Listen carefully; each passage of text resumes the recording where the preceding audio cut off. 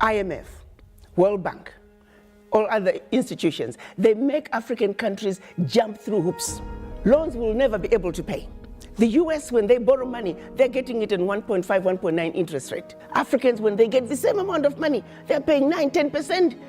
The people who don't need a break, they get a break. The ones who need a break, they don't get a break. The sheer survival of the World Bank, IMF, is based on the fact that African countries and many other developing countries do not succeed. Their success is based on our failure. That has to change. And guess who can make that change? We, the children of Africa. We, the Africans, are the ones who have to say, we know your game now. Enough is enough. We're not playing it anymore.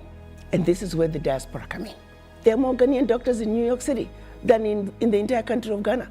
There are more Nigerian doctors in LA than in the entire country of Nigeria. So let's be serious here.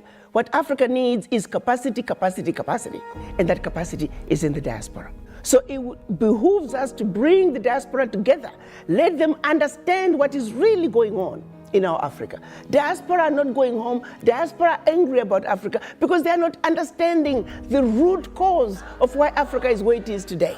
So let's look at an Africa that must be free to take care of herself, an Africa that's free from exploitation from outsiders. The multinationals who are stealing from Africa every day, arm young people, drag them up, and send them to go chop off a few heads. The rest of the village runs away, so they come behind and do their illegal mining.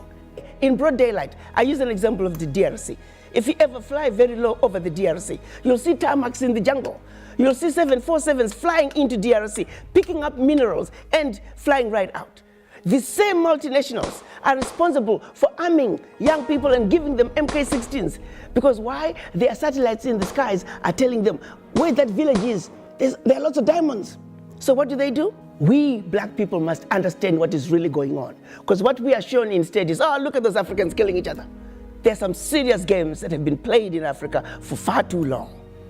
And once we understand that, we can strategize as to how we can begin to bring the difference and bring the change that Africa needs. And that change can only come if the African diaspora are united. And the Wakanda villages, as I call them, it is our organized way of saying, starting with one African diaspora center of excellence, it will be a new city, a developmental hub that we can then take from there. Every sector is developed. Take healthcare.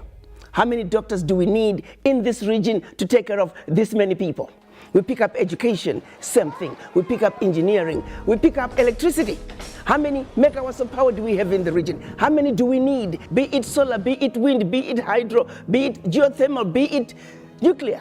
I want to bring you back to West Africa. President Alassane Ouattara made a declaration that the franc CFA will be replaced with the ECO. But many will argue that because there's still foreign reserves being placed into French economy, it's just the same currency, different name. Absolutely. I agree with that. The question I had right from the get-go, first, is pegged to the euro. Secondly, it's still going to be printed in France. Third, they may try to say we are eliminating the colonial tax, but they're replacing it with the foreign exchange tax. These countries are very capable of negotiating their own deals. Their funds don't have to go through the French central bank. Even countries wanting to trade with African countries, they don't have to go through French central bank. So there are all those technicalities that are just stupid. What's needed is complete separation. France has got to get out of Africa, really, honestly. Enough is enough. To take $500 billion out of Africa. I mean, it is insanity of the highest order. In countries that are supposedly poor, and making those countries fund French education, French healthcare system, create jobs for French youth while we are struggling in our country. It's no longer sustainable. President Macron needs to wake up and smell the coffee. And the African youth are the ones he's going to have to deal with. The African youth are not taking it anymore. They want what belongs to them. Financial institutions, though them too. If I had my way, all the African heads of states should stop paying back any loans that were given by IMF and World Bank. Those loans have been paid gazillion times over. Many people in the diaspora are wondering, yes, you're no longer the ambassador to the US, but they would like for you to take up the position of the African Union Commission.